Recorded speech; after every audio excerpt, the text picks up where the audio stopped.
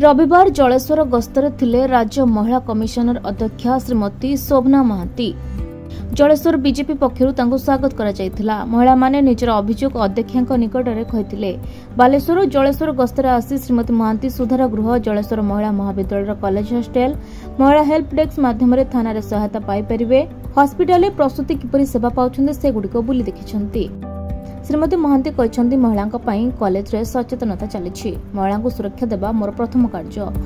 आईन ऊर्ध्वे केही नुहंती। महिला किपरि न्याय पाइबे, किपरि आगकू जाई पारिबे, एने अध्यक्षा संकल्पबद्ध करछन्ती बोली कहिसन्ती।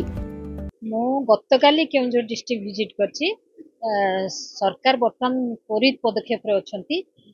जो माने दोषी तांको दंड दिया जबार माने तार प्रबंधन आरंभ हो जाई। आईन ऊर्ध्वे केही नुहंती।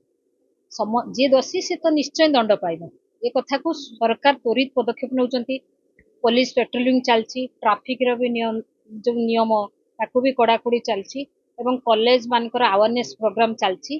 तापरे ता सहित जो मोर विजिट थिला वन स्टॉप सेंटर गुडा को मु बुलीबी एवं सुधार गृह देखिबी।